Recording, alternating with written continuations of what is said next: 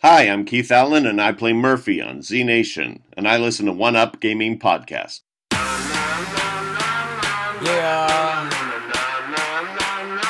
this how we do it, y'all. L-G-E, man. Straight out of Diamond Star Production. What up to you, One Up Gaming?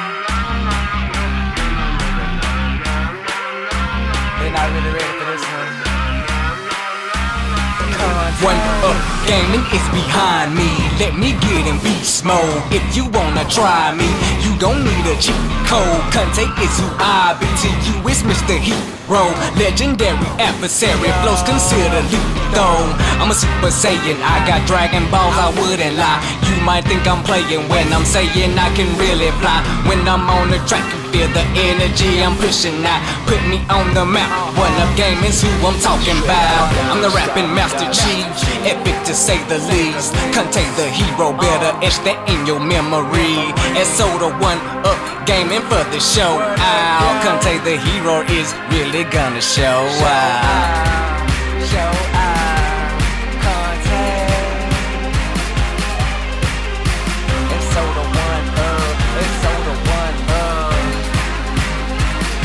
Dope bitch you ever heard.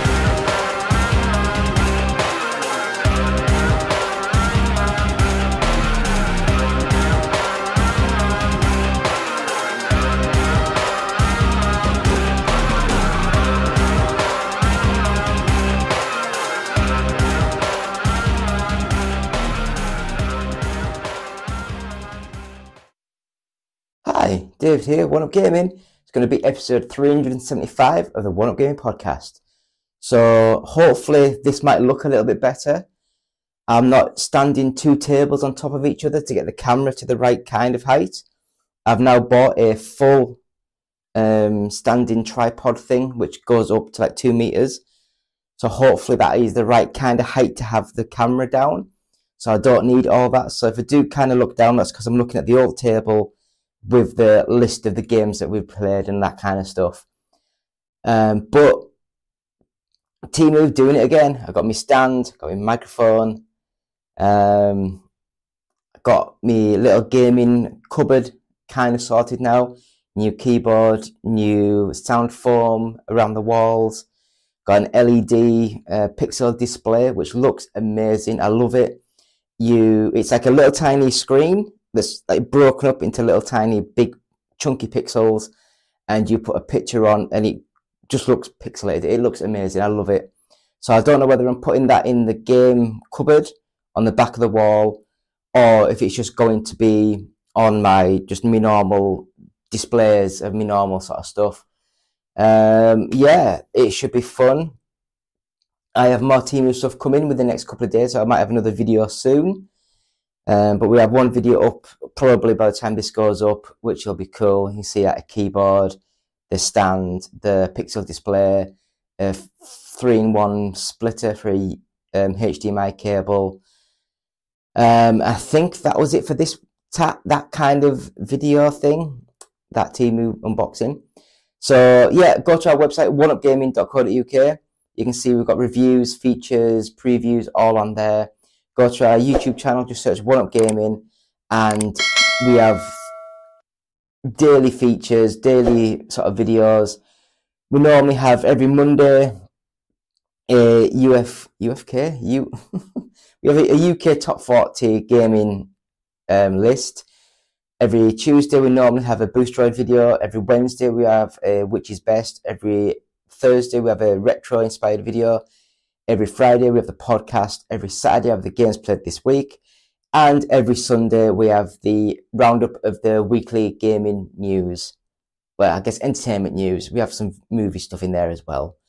So that's what we normally do on the YouTube channel. You can buy these sort of like t-shirts and jumpers. Just go to either Etsy, so go to the Etsy store and go to One Up Gaming, all one word, where you can get over 220, 240 items for sale on there. So have a look on there, see what you think.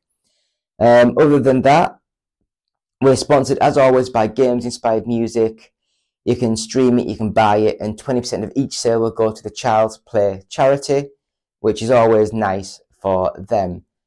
So other than that, please buy buy Joe Dowling's book, The Outrunners. If you know the guy, just send him an email, say that we're advertising him, we're advertising him on the show, and we're talking about his book.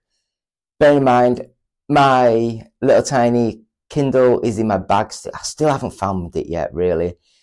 I know it's on the Kindle store, so you can buy it, you can watch it, read it on there, which is pretty cool. And you can buy our first 100 podcasts available at audiobooksontape.com. And on there, just search One Up Gaming, where you can actually buy our first 100 podcasts. And £1 of each sale will go to the Diabetes UK charity.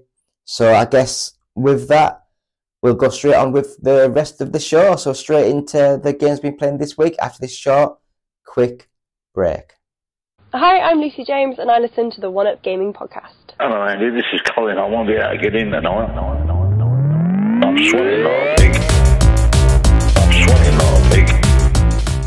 Still David, still One Up Gaming, and we're still at the show for gaming at One Up Gaming, episode 375. I had a head moment there where I completely forgot what I was doing. Anyway, this is the part of the show where we go through the games played this week. So the first two, I'm just going to say great games. The first one is FC24. Still playing the career mode, still playing as myself, still trying to get my stats up, and I love that. It's like the RPG kind of stat building, stat grinding that I love. And I think I'm up to a 72 now. I think I was, last time I was on here, I think I was a 69 or a 70. Still playing right back. I've discovered that in the game, you seem to get more points if you do more assists and score goals. So you forget about the defensive duties and just get in there, play more as a winger, and play more as passing into the centre and getting shots on, that kind of thing. Pretty cool. I do love the game. The next one is Forza Motorsport. And again, I love this game. I think the feeling of the cars are great. I think the noise, the emotion of the racing is really good. Graphics are good, but I think it's more of the lines of, it looks amazing when you do side-by-side comparisons with Forza 7 and then this Forza one. It looks so much better, it looks so much cleaner, so much neater, so much more detail. The mist effects, the smoke effects, all that kind of stuff look amazing. But when you're playing the game and you don't have the reference of the older one to look at, then you think, it doesn't look that good, it's not as sharp as it should be, it shouldn't be. Do you know what I mean? It just, your brain fills in all the defects of the older ones and you think that it looked better than what it actually did. This one has more depth, more feel, more lived in kind of environments. But the racing is where it's at, and I still enjoy the game, I still enjoy playing the game, so we'll have a few more weeks, month of this game and see how we go. So the first proper game this week was F1 Manager 23. Now this is a game where I wish that I could, on the option screen, just say, buy the best person to do the research for the development of the car, buy the best marketing person to get more money into the team. I just want to be more along the lines of the race engineer rather. So I do the pit stops, do the pit calls, do the tyre changes, that kind of thing, do the strategies there. All the rest of it, yes, is amazing, it's really good, it's really deep and involving, but I kind of get lost in all that detail in there and it's just too much for my little brain to cope. But if you enjoy Formula 1, if you enjoy management games, it's probably one of the best management games on the Xbox, or on consoles I'd say, because it is a really deep, involving game, and I think it is a really good game, and I do enjoy it. When you're in the game, like in the racing part of the game, you can select like in-car view or the in-helmet view, and it almost looks real. It looks absolutely stunning, and I think it's about 35-40 quid, so it's not full price, but it's still a good game, and I really recommend that. It's really good. Next game It's a game that I'd never even heard of, but I got asked to review it, so I got the code. It is Abyss Build to Destroy. Now this is a mixture of like Angry Birds. It's a mixture of I can't think of the games where you actually shoot things in 3D space at the castle to destroy it. It's all the pixels and particles and bricks all flying everywhere. It looked amazing. This is similar to those sort of games, but it looks futuristic, all neon, all dark, looks gorgeous. And then you have to build structures next to the building, and then you have to set it so that structure you build falls onto the building and hits the detonation points, and then it destroys the other building. And it's very hard, it's very complicated to work out what you're doing, but ever so satisfying how when things explode and the particle effects are just flying all over the screen. It looks absolutely stunning. It is a great little game, and I really, really enjoy that. I was shocked. I was amazed at how good this game was. So Abyss Build to Destroy is a great game, and hopefully you've seen this trailer in the background and you think, wow, that looks stunning. I thought so too. Next up, we have Jolly Putt Mini Golf and Arcade. And at first I just assumed it was like a mini golf game. I've seen all these like for thousands and thousands of times, like on the old Mega Drive, on the Amiga, you know, all these old games where it is just a simple 3D little mini golf thing, and you just putt and try and get the ball in the hole. But this is so much more. You go into the game and you have a small rectangle of space, and you put your entrance, you put your food stands, your drink stands, entertainment, and then you build your own mini golf courses. Oh, I've got hiccups now. And you also get the guests, the patrons, people to come in, and they play the golf games and buy the food and stuff and leave, and you get cleaners, get engineers and all that kind of stuff. So it's like a SimCity theme park management sort of game, and it's great. And you can also go over the little tiny mini golf course, click on enter, and then it goes into a full 3D game world where you can play that little 3D like golf game. And that part of it is a little bit janky, but the overalls of this game is really good. I love this sort of game. It's not too complicated, it's just enough to get you in and keep you going, and I was really impressed with this game. I thought it was really nice, really good little game. So that's like 4 games in a row. That's absolutely amazing. 5 games in a row, it's amazing, it's great. And then we have to follow it up with another good game, and that is Starry Night.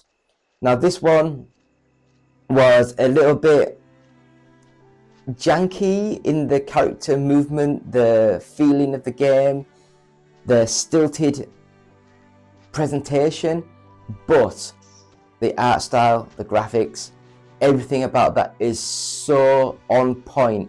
It looks like a Van Gogh painting.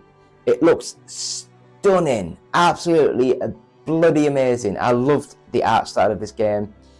It's kind of like a one-on-one fighting game, kind of beat 'em up, sort of scrolling beat 'em uppy mix. Not quite as fast and fluid as you want for a fighting game. It's a little bit more janky, but the graphics make up so much of this game, and it makes you think, bloody hell, this developer who made this had an idea and he followed through, and it looks bloody good. I love this sort of game. I think it was really good. So Starry Night, buy it on Steam. I think it's cheap as chips. It's a really good little game. Then we have Mega Knockdown.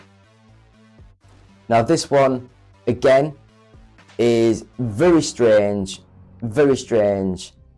and it is a one-on-one fighting game, but it's like a turn-based fighting game. So imagine your two characters on screen, you press forward punch, and then it'll go forward punch while that guy has to either do defend or attack. And if he does forward and kick, because the kick's longer, it'll hit your punch. And you can do down and punch and do an uppercut, and it'll affect 2 blocks. If you do like a forward kick, it'll affect 4 blocks. So the more blocks it does, the more area of effect it has. And it was weird, really strange, but again, another really good idea, and I really got into it. Really fun game. Once you work out the aesthetics of how you play the game, it is really fun, and I really enjoyed this game. It's a good one.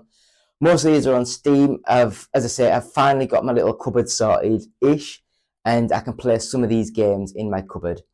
So, Mega Knockdown, great game. Next up, Monster Master. So this isn't Monster Masters, it's Monster Master, and it's very similar to a lot of games that come and go. It's a first-person sort of shooter, but horde sort of based game where you're a person and like zombies or monsters are attacking you wave after wave. And I guess it's like a 4-player or so game. I didn't connect to the internet, I just played singly. And it is just like the Call of Duty sort of like the horde modes in that, like the zombies mode, things like that. It looked nice, very cartoonified, very yeah, it just looked very good, Fortnite-esque sort of like the look of it. It played more of a first-person shooter, more standardized. It was fast, fluid, smooth. It looked nice, but I think that unfortunately these sort of games, unless they have a big push for marketing and everything, then you will get it, you will play it, you'll play it with a few friends, but after that it'll slowly die off and there'll be no one playing the game. So unfortunately I can't recommend Monster Master because of that, but the game is good, and I think that if it was a bigger developer making it or a bigger marketing push, it could have been so much more. But the game itself is good. I think it's just the player base, the fan base just isn't there for this sort of game on this game, which is a shame. And I guess we have to end with probably the worst game I played this week. It's still not a bad game, but it's just not what I would play. Do you know the Super Mario Run game where you constantly are moving forward? Imagine that, but a lot faster and a lot more Twitch based. It's called Step by Step. It's a 2D platform game on PC, and your character is always moving. Actually, no, it can only move one way, and you can slow him down, go faster, double jump, all that kind of stuff. And if you hit a wall or hit an enemy or something, your man automatically rotates around and starts going the other way. And some of the jumps are so pixel perfect timed, or it's momentum based physics and all that kind of stuff. I guess if you're into this really hard 2D platform style game, you will get a lot out of this. Me, I just felt I'd rather have full control and play the game as I want to play it, rather than just, because if you make a mistake, if you're jumping over 6 floating blocks and fall down, you have to then hit the wall, come all the way back, jump up, hit a wall, turn around, and then try and jump on the blocks again. And it's just trial and error, and it's just so hard to get right, which is a shame because it seemed a good little game. But I would rather play a full, controllable 2D platformer with these controls, because the controls are really good. It was just the fact that the guy, you can't really turn around and control him that well. Last thing that I want to talk about is a movie. And I actually managed to watch the Five Nights at Freddy's movie. Now, I think the reason why I wanted to watch this is because it was made by the same people who did Megan, the android doll horror movie, which was bloody good. I really thought it was funny and a really good little movie. And this one, started watching it, started getting into it. I didn't realise there was such a background lore for the games. I've always felt that the games weren't the best. I just didn't like the static screens and that kind of thing. I thought that style of game died off in the Mega CD era. But each to their own. The movie itself was great. It was stupid, it was funny, it had a couple of little jump scares. You could tell it was made more for a PG-13 crowd. Didn't show a lot of the gore, didn't show a lot of the violence, but it was a good movie and I enjoyed watching it. And I will have to say, special mention, there's like, the main guy has a young little sister in the movie, and she is adorable in this. She is absolutely adorable. There's a little bit in the movie where she runs, and she runs right with a little hunch and her arms down in front of her, and it just looks so funny. But it's a good movie, great characters, great little set pieces. I really enjoyed it. And Five Nights at Freddy's, I might give some of the games a go once they make into the full 3D kind of field. And please leave comments below if they have made a full 3D controllable Five Nights at Freddy's game that's not a VR game. Because I've seen there was a VR game that looked kind of like 3D. But you know what I mean. Leave comments, let me know. So, thank you for watching. As I say, we normally have videos every day of the week. So we have UK Top 40s video game chat on a Monday. We have a Boosteroid video on a Tuesday. We have a Witch's Best on a Wednesday. We have a Retro Thursday video. We have the podcast on a Friday. We have the games played this week on a Saturday. And we have the gaming and entertainment news every Sunday. So that's what we do. Me, David, One Up Gaming, episode 375 of the One Up Gaming podcast. We'll have a quick break and we'll be back to see this week's news, I guess. So back in a few.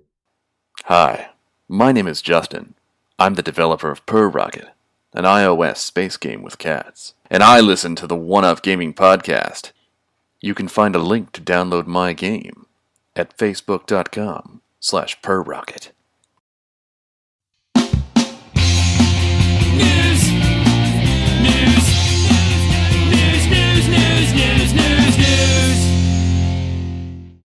Hi, David here, One Up Gaming. Gonna have a quick go at this week's news. I guess it's like new gaming news, entertainment news, that type of thing. It's from the One Up Gaming podcast, episode 375, with your host, David. Thank you. And we'll get straight into this week's first bit of news. And that, my friends, is... So the first bit of news, Echo, Marvel unveils a bloody, brutal trailer for its first TV MA series. So that's mature, I think mature? For everyone that's not in the UK, in the US, Jesus, man. The first trailer for Echo, the next of Disney Plus's MCU series, is finally here. If you ask me, it looks like something of a return in tone to the Marvel Netflix series. Not just because Vincent D'Onofrio's Wilson Fisk Kingpin plays a prominent role. The addition to D'Onofrio, oh god. The series stars Alaqua Cox as Maya Lopez Echo, reprising her role from Hawkeye, where she debuted as the deaf gang leader on the hunt for Ronin, aka Clint Barton. The trailer is somewhat unsurprisingly violent, showing Fisk doling out some brutal beatdowns, gun violence, and even one shot of a dead man with blood coming from his eyes and mouth. Ooh, sounds good. In short, it looks more like Daredevil than Loki or Miss Marvel. A return to a grittier, more mature feel. Significantly, it's also the first Marvel Studios produced TV series to be rated TVMA. Per Disney's official synopsis, Echo will follow Maya as she must face her past, reconnect with her Native American roots, and embrace the meaning of family and community if she ever hopes to move forward. In another previously revealed first, Echo will also be the first MCU series to drop all of its episodes at once instead of weekly, with the entire first season hitting Disney Plus on January the 10th. Disney additionally revealed on Friday that Echo will become available on Hulu that same day, although it'll only be available on that streaming platform April 9th. That later piece of news comes just a couple of days after Disney announced that it would become that it would become Hulu's sole owner, buying the remaining rights from Comcast for roughly $8.5 billion. We're not sure if Disney will continue to make Marvel or other tentpole series available on Hulu from here on out, but it's still a decent way to follow up on that announcement. I don't care. Everyone owns everyone at the minute. I just don't know what's going on. It's really weird. Are you guys excited for Echo? I didn't have a clue it was even in the mix. I didn't even know what was happening. I've not been a massive fan of the Disney sort of TV sort of seriesy shows. I'm now in the middle of watching Loki season 2, and I've got to admit it is quite fun. I do enjoy this one. So leave comments. What do you think? Next up, HBO boss Casey Bloys apologizes after fake Twitter accounts were used to hit back at critics. The executive was accused of being obsessed with Twitter in a damning report that revealed HBO used fake accounts on social media to respond to negative reviews from critics. Speaking at an event in New York, as reported by Sky News, Bloys explained he was very, very passionate about his network's programming and came up with a very dumb idea to vent my frustration. He explained that 6 tweets were posted over a period of a year and a half in response to TV critics who had given negative reviews to the network shows. I do apologize to the people who were mentioned in the leaked emails, texts, he said. The text references were provided to Rolling Stones and are part of a wrongful termination claim against HBO from former employee Sully Timori. Timori claims to have been wrongfully terminated in a separate matter, but were also set up burner Twitter accounts by HBO bosses. Alleged text messages sent between 2000 and 2001 reveals that Bloys, along with HBO Senior Vice President of Drama Kathleen McCarthy, reportedly discussed setting up fake Twitter accounts to respond to negative reviews from critics. Casey is looking for a tweeter. He's mad at Alan Sepinwall, who can our secret operative please tweet at Alan's review. Alan is always predictably safe and scared in his opinions, and we have to delete this chain, right? Oh my god, I just got scared. What the hell? The Nevers. I've never even heard of the Nevers. Bloys is also up in arms about the article New York Times chief, who wrote that the Nevers feels like watching a show that somehow has mysteriously deleted 20% of scenes from. I don't know. I don't care. People are being idiots and dicks. That's what people do. It's what people do. So, have you guys ever created secret accounts to tweet comments about stuff that you don't agree with? Or are you just idiots and just use your own accounts? Leave comments. Let me know. What do you think? So, quick news now. Dune the Sisterhood has been renamed Dune Prophecy. HBO's renamed Dune Sisterhood to Dune Prophecy. A source close to production confirms the name change after reports hit the internet yesterday. The show is expected to launch fall 2024. Dune Prophecy is HBO's Dune prequel TV series and is set to debut on Max streaming service. Production is ongoing in Hungary despite the ongoing actors' strike, because the cast is largely made up of British actors who are members of Equity rather than SAG-AFTRA, and won't be striking alongside their American peers. Dune Prophecy underwent creative changes back in March while also losing its director along with one of its stars. Dune Part 2, meanwhile, was pushed back several months from November 3rd, 2023 to March 15th, 2024. Oh my god, I've got to wait another few months. Like 5 months, 6 months, whatever it is. The sequel to the 2021 film was set to be one of 2023's major theatrical releases, at least partly at issue for the fact stars Timothy Chalamet, and Zendaya. Is that just a name, Zendaya? Does she not have a surname, or is that a surname? I don't know. Unable to promote Dune Part 2 amid the strike. Yeah, Dune. I love Dune. I really do. I love the movie.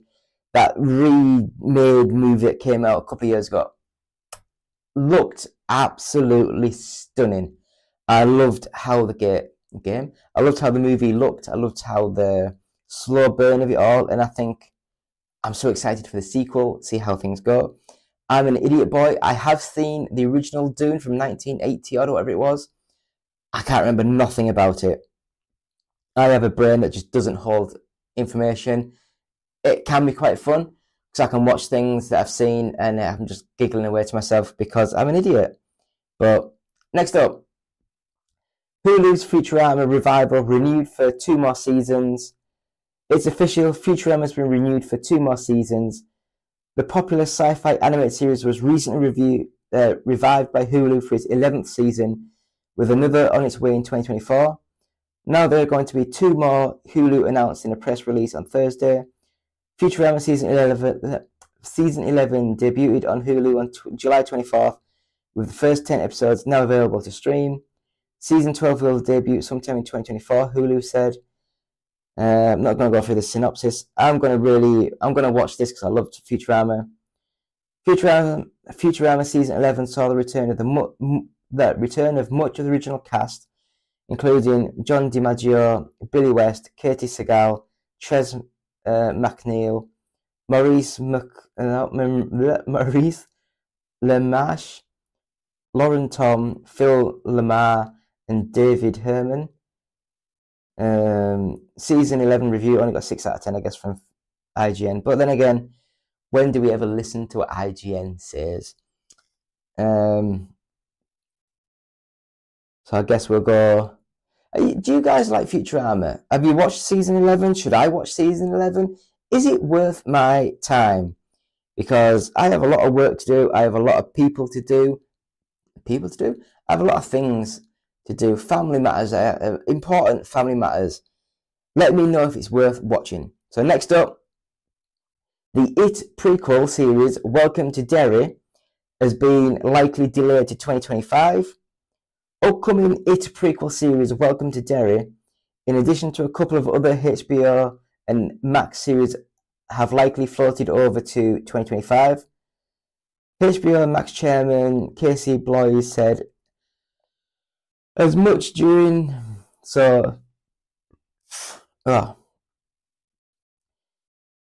Casey Bloys said so as much during a press event on Thursday, addressing that both Welcome to Derry and The White Lotus Season 3 will both move back a little due to the recently ended writer's strike and the ongoing actor strike. White Lotus Season 3 probably would have been in play for 2024. It's 2025. Welcome to Derry we had that scheduled for Halloween of 2024. That's now likely 2025. While that's fairly disappointing news, it doesn't mean HBO will be devoid of big shows next year. At the same event on Thursday, Bloys reaffirmed that they're targeting a summer 2024 for Season 2 of House of the Dragon. Still, it does have 2025 shaping up to be busier for HBO and Max. The Last of Us Season 2 will likely start filming in early 2024 for a 2025 debut at the earliest. Bloys said the Euphoria Season 3 has also been eyed for 2025. Never seen Euphoria. After months of rumours, Welcome to Derry was officially ordered for Max back in February, while Andy Muschietti, who directed both It and It Chapter 2, returning to direct multiple episodes. We don't know too many plot details as of yet, other than the fact that Bill Skarsgård won't be returning to play Pennywise, and that it'll serve as a prequel to Muschietti's previous 2 films. Yeah.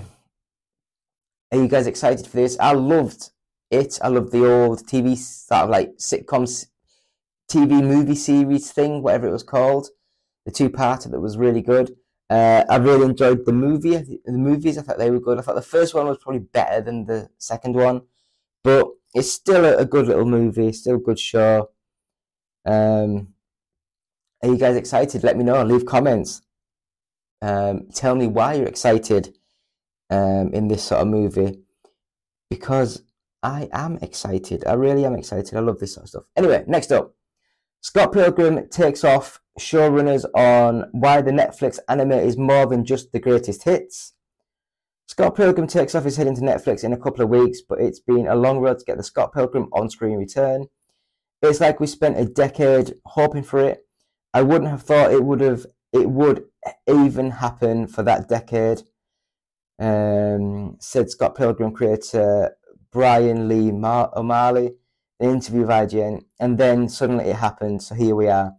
It's been 13 years since Scott Pilgrim shot to stardom with the release of Scott Pilgrim vs. the World, starring Michael Cera as a 20-something slacker from Toronto, Canada. The graphic novels have been around even longer still, making their debut with Scott Pilgrim's Precious Little Life back in 2004. Now, almost 20 years after the first book, Scott is back, with Netflix announcing back in March that it was developing a Scott Pilgrim anime with the entire voice cast from the live-action movie returning. That includes Sarah, Brie Larson, Mary Elizabeth Winstead, Chris Evans, and a whole lot more. And with the 2 decades since the first book, O'Malley has the benefit of a whole lot more life experience to Scott's tale.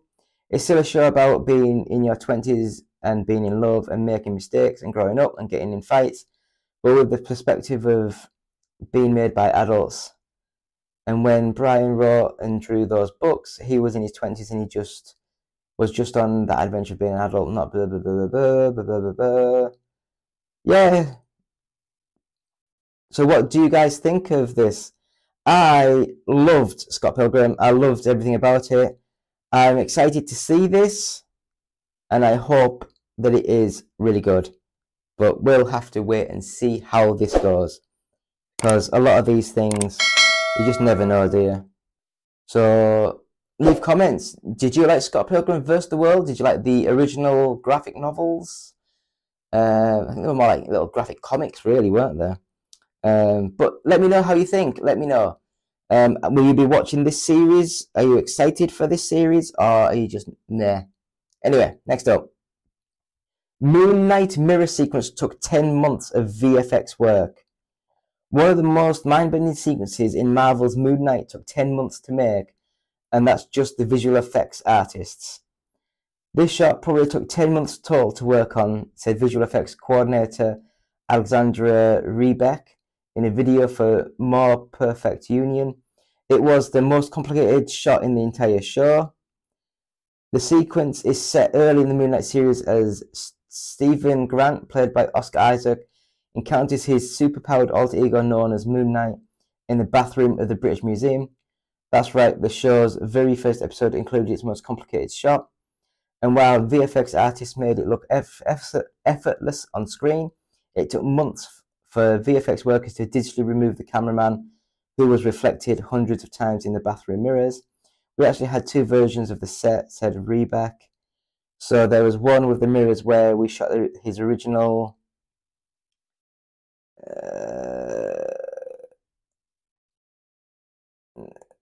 2 versions.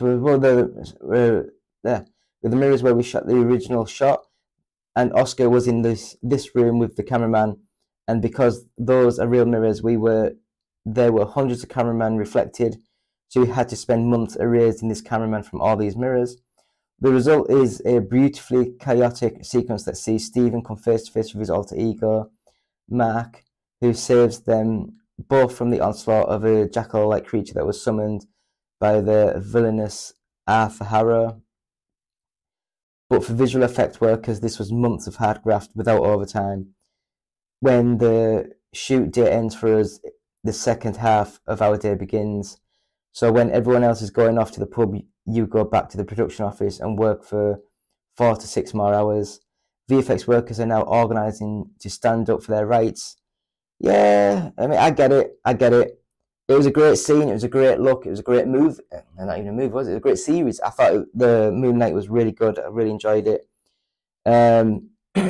But yeah, people do need to have the full rights and the full backing of all the stuff going on. I will never say that people shouldn't earn more.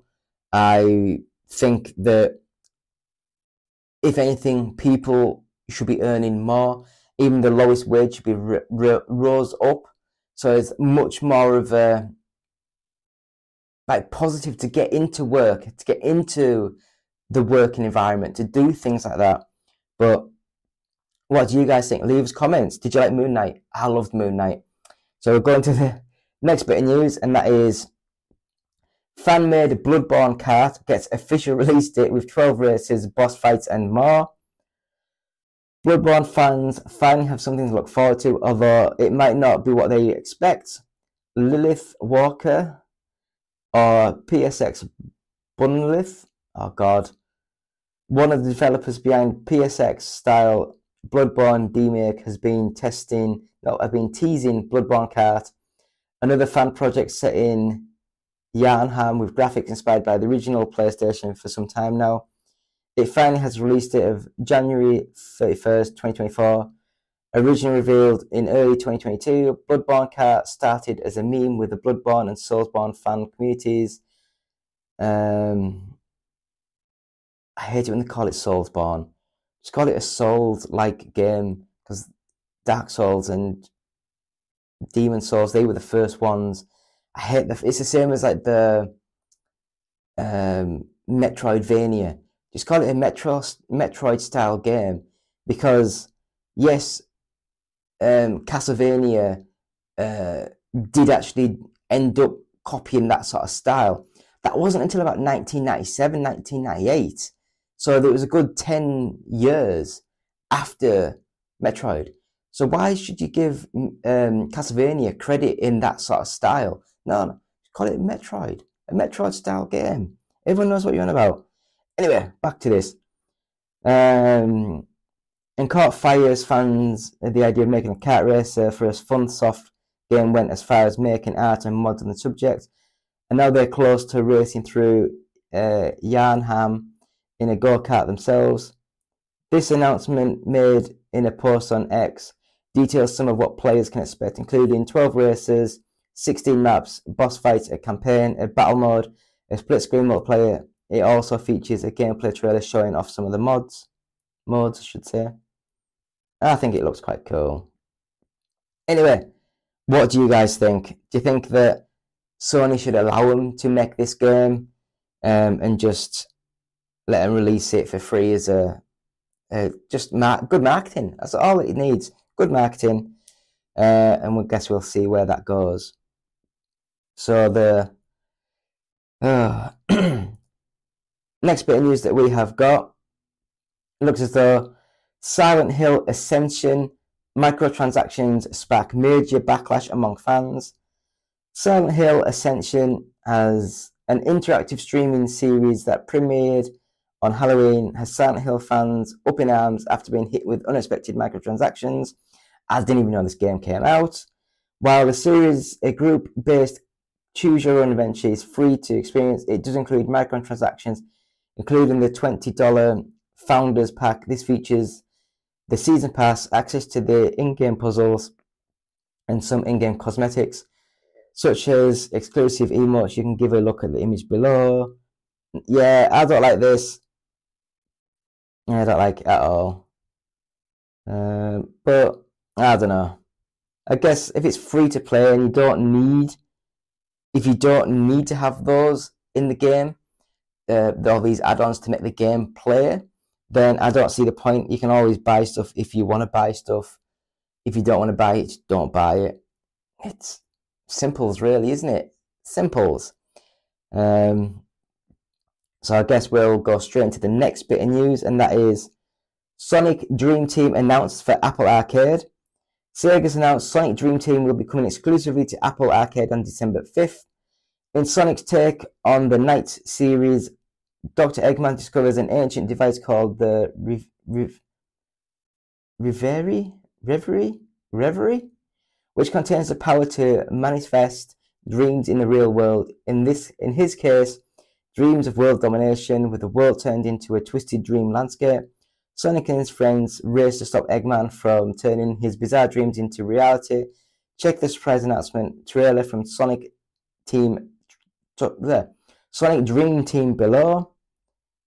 Sonic Dream Team lets you take control of Sonic, Tails, Knuckles, Amy, Rogue, and for the first time in years, Cream, with each of whom... What about not Squirrel, what the hell was it? It was like, I can't remember now. Have unique abilities with 3 movement types to help navigate 12 levels within the 4 dream worlds. They have mind-bending environments that include wall-running and gravity changes, among other elements. Each dream world contains a boss fight that tests your skills across different environment types, different movement types. The game also introduces a new character, Arim, a ram figure named after the zodiac sign Aries, with a moon tattoo on her forehead that may help Sonic and the gang achieve their goals. Sonic Dream Team is the 3rd title to come to Apple Arcade after Sonic Racing and Sonic Dash Plus, and 5th Sega title overall after Samba de Amigo Party to Go and Football Manager 2023. It's also the first mobile Sonic title to combine mobile and cross-platform gameplay, which means fans will not only get to play Sonic Dream Team on iPhone and iPad, but will also get to experience the game on larger screens via Mac and Apple TV. What do you guys think of the Sonic game? Are you interested in this new Sonic game? Or I'll play some Sonic games, but I don't like the fact of charging 50, 60 quid for a game that maybe should be 20 quid. You know, it's just weird. What do you guys think of that? So we'll go next up. Cancelled 2004 PS2 Daredevil game unearthed. Amid speculation, Insomniac Spider-Man 2 is set for Daredevil DLC. A prototype of a cancelled PS2 game, Daredevil game has emerged on the internet. The Hidden Palace, a community dedicated to the preservation of retro video games, published a prototype of Daredevil the Man Without Fear, which was intended to launch on the PlayStation 2 but was cancelled in 2004, just before it was finished. The Hidden Palace said an anonymous developer who worked on the game sent over the prototype. An enthusiast called Solid Snake 11 then tidied up the prototype so it could be made playable. According to the Hidden Palace, Daredevil the Man Without Fear was a third-person beat-em-up action game based on the Frank Miller Marvel superhero comic of the same name. It was developed by 5,000 Foot Studios for the PS2, original Xbox and PC, published by Encore Entertainment. The story was apparently based on the Elektra Lives Again comic and kicked off with the assassination of the Kingpin. This sparks a war between rival gangs that consumes Hell's Kitchen. Daredevil can grapple at wars and use his Shadow World ability to view the heat sources from other life forms. Gameplay is up on YouTube. While it was cancelled, apparently Sony made demands of the game that were at odds with those of Marvel itself. For example, Sony reportedly forced the addition of a grinding mechanic inspired by Tony Hawk's Pro Skater series, a big-scale scope change, and the engine trouble followed. Staff left. Then Marvel apparently cancelled the project in 2004 after deciding it had strayed far too from the vision it had approved. 2003 did see the release of a Daredevil game for the Game Boy Advance. This is a separate game to Daredevil Man Without Fear. It was published but was published by Encore Software. That was a sad end for Daredevil video game ambitions, but could spark Murdoch's virtual version. Yeah, I don't know. I do like the idea of a Daredevil game. I played a game on the Xbox a few months ago now, where it's like a Dark Souls first-person sort of game, where you are blind, but you can use like echolocation. So if you make noise, then it vibrates the thing and it like lights up, so you can see outlines and shadows of things. And that I really, really enjoyed that. I thought it was really well made, bit bitty and a bit stilted with the movement and stuff. But I do think that Daredevil could make a fantastic game. What do you guys think of the Daredevil? So leave comments, let us know, and we'll go into the next bit of news, and that is Nicolas Cage criticises Superman cameo in The Flash. I did not do that. It's no secret that The Flash packed in plenty of superpowered cameos. However, it looks as though Nick Cage's cameo wasn't at all the same as what he filmed. When I went to the picture, it was me fighting a giant spider. I did not do that, he told. That was not what I did. The scene in question appears near the end of The Flash during the cinematic Chernobyl battle, which sees Barry Allen, played by Ezra Miller, snatch a glimpse at various worlds throughout the multiverse. Nick Cage's cameo is a glimpse of one of those worlds and a callback to the Tim Burton Superman movie that was never made but would have starred Cage as the Man of Steel. Although the cameo was very CGI in its appearance, it was nevertheless shot in person, with Cage appearing on set adorned in the Superman costume, and while it may have eventually differed from what he shot, Cage insisted it was not AI. I don't think it was created by AI, he said. I know Tim is upset about AI as I am. It was CGI, okay, so that they could de-age me and I'm fighting a spider. And it didn't do any of that, so I don't know what happened there. But I get where Tim's coming from. I know what he means. I would be very unhappy if people were taking my art and appropriating them. I get it. I mean, I'm with him in that regard. AI is a nightmare to me. It's humane. You can't get more inhumane than artificial intelligence. But I don't think it was AI in The Flash, he added. I just think they did something with it. And again, it's out of my control. I literally went to shoot a scene for maybe an hour in the suit, looking at the destruction of a universe and trying to convey my feelings, a loss and sadness and terror in my eyes. That's all I did. Despite the scene eventually leaning on CGI, presumably to add in the giant spider, Cage did praise director Andy Muschietti attention to detail when it came to the iconic suit.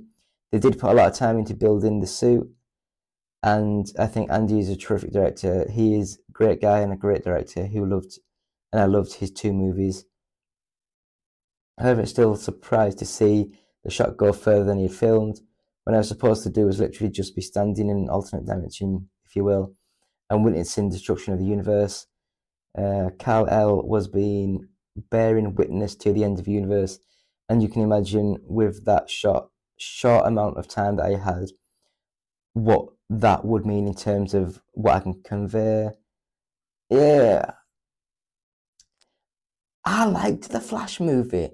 I did think some of the CGI, it wasn't as bad as what people made, and I think that they were purposely going for a marionette, just a weird waxworky look kind of thing. I think that's what they were going for. I might be wrong, but that's what I think. So leave comments of why you hate the Flash movie. Tell me why I'm wrong, and yeah, just let me know. Anyway, we'll go straight into the next bit. Five Nights at Freddy's had Peacock's biggest 5-day debut ever. Five Nights at Freddy's just offered a compelling point to the argument that films that concurrently debut on streaming platforms can still have successful box office openings. As of October 31st, the Blumhouse and Universal Pictures project has officially had the biggest 5-day debut on any Peacock title, according to a press release from Universal. It didn't offer any viewership numbers, but did say it dethrones the 5-day viewership totals for Halloween's End and the Super Mario Bros. Movie. That's not bad. The movie is based off of a point-and-click survival game with the same name, developed by Scott Cawthon in 2014. In addition to creating the film, Cawthon also co-wrote the feature, which takes place in an abandoned themed restaurant that's home to a crew of animatronic creatures, let's just say. When the main guy, Josh Hutchinson, Mike, takes an overnight security guard position at the property, forced to confront the restaurant's hidden terrors and the help of local police officer Elizabeth Lale. It opened up to $132.7 million globally. That's not bad. I mean, the movie was good. It was a good little movie. I enjoyed it. And then we'll go into the last bit of news that we've got this week. Still sticking with the Five Nights at Freddy's sort of thing. But we'll go straight into it now, and that is Five Nights at Freddy's creator response to the movie's success. It's no secret that Five Nights at Freddy's is doing it unexpectedly well. After breaking multiple box office records, the film also had the biggest 5-day debut on Peacock streaming service. Now video game creator Scott Cawthon has responded to the film's runaway success. Thanks everyone for making opening weekend such a big success. Cawthon wrote on Reddit, "It was beyond my wildest dreams. I do read the comments and critiques. So while I'm glad most people had a great time at the movies, I'm definitely paying attention and wanted you all to know that." Five Nights at Freddy's is based on, it's a good movie. Go see it. It's not brilliant, but it's not a bad movie. I really enjoyed it. I thought it was a fun little movie. So that is this week's not UK Top 40, is it? That's coming next. That is this week's roundup of the gaming and entertainment news. So we'll have a quick break and we'll come back with this week's UK Top 40. So back soon.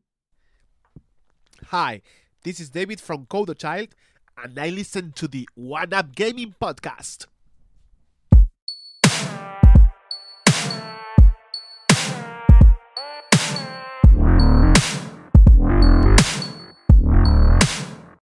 Still David, still One Up Gaming, still episode 375 of the One Up Gaming podcast.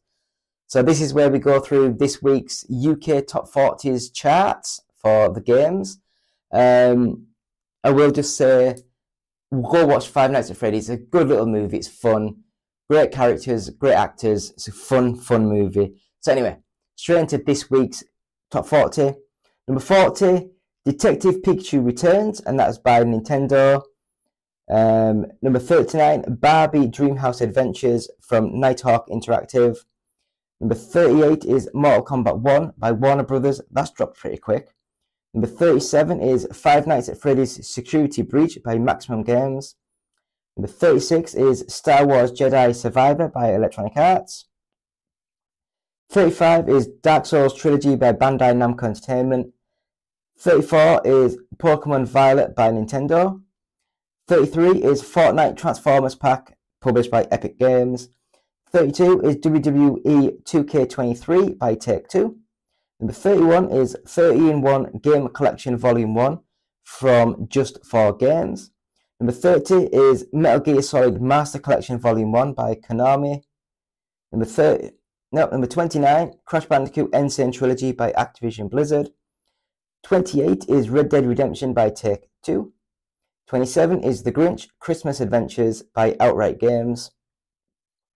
26 is Sonic Superstars by Sega. 25 is Street Fighter 6 by Capcom. Why did I say Capcom? I always say Capcom. Capcom. 24 is Lego Harry Potter Collection by Warner Brothers. 23 is The Witcher 3 Wild Hunt Complete Edition by Bandai Namco. 22 is Red Dead Redemption 2 by Take-Two. 21 is Mario plus Rabbids Kingdom Battle by Ubisoft. The top 20 now. Number 20 is Lego 2K Drive by Take-Two. Number 19 is EA Sports WRC by Electronic Arts, made by Codemasters. 18 is The Legend of Zelda Tears of the Kingdom, published by Nintendo. Number 17 is Resident Evil 4, published by Capcom. Number 16 is Star Ocean The Second Story R by Square Enix. 15 is WarioWare Move It, published by Nintendo. 14 is Grand Theft Auto 5, published by Take-Two. 13 is EA Sports UFC 5, published by Electronic Arts. Number 12 is Mortal Kombat 11 Ultimate, published by Warner Brothers. Number 11 is The Witcher 3 Wild Hunt Game of the Year Edition, published by Bandai Namco. And then we get into the UK Top 10. So number 10, Animal Crossing New Horizons, published by Nintendo. Number 9 is Minecraft, published by Nintendo. So that must be for the Switch version. Number 8 is Assassin's Creed Mirage, published by Ubisoft. Number 7 is Nintendo Switch Sports, published by Nintendo. Number 6 is Hogwarts Legacy, published by Warner Brothers. Number 5 is Mario Kart 8 Deluxe, published by Nintendo. Number 4 is brand new, and that's RoboCop Rogue City, published by Nacon. Number 3 is Marvel Spider-Man 2, published by Sony Entertainment. Number 2 is EA Sports FC 24, and that's published by Electronic Arts. And at number 1 is Super Mario Bros. Wonder, published by Nintendo. And that is so thank you. That is so much. No, that is with massive thanks to Games Press and the GFK Entertainment software charts, all formats. So thank you so much to them. So that, my friends, is a podcast. It's actually the UK Top 40 charts. Thank you all for watching. Please stick around. We'll just go through the goodbyes and the thank yous. Episode 375 of the One Up Gaming podcast. Oh, my hand's gone numb. So please go to our website, which is oneupgaming.co.uk.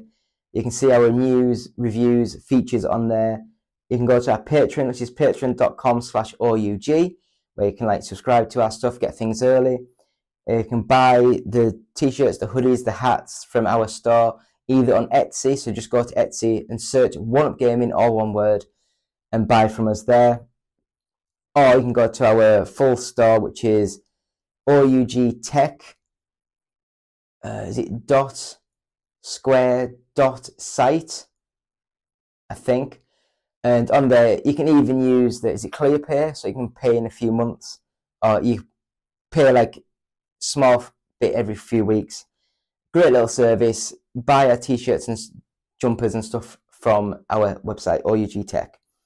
So you can also get the first. You can put the teeth back in. We're also sponsored this week by Games Inspired Music. Buy it, stream it, available on a load of platforms, and 20% of each sale will go to the Child's Play charity. We've also got our first 100 podcasts available at Blue Cyborg. No, not Blue Cyborg, Jesus. Available at audiobooksontape.com, and that, my friends, £1 of each sale will go to the Diabetes UK. We're on Facebook, so please follow us on there. We're on YouTube, so just search for One Up Gaming. We've got over 2,000 subscribers, which isn't massive, but please help. Please talk to us, leave comments, like us, follow us, share us, all that good stuff. You can find us on Twitch, which is twitch.tv/OUGUK. We're on Twitter, which is @OUGofficial. And if you want to contact us for anything, email us at contact@oneupgaming.co.uk. If you're listening to this on an iTunes or on a podcast, please subscribe to us, follow us, leave stars, positive reviews. All helps when going into the algorithm to try and get us more viewers and more subscribers. Other than that, thank you so much. It's been me, David, One Up Gaming, for episode 375 of the One Up Gaming podcast.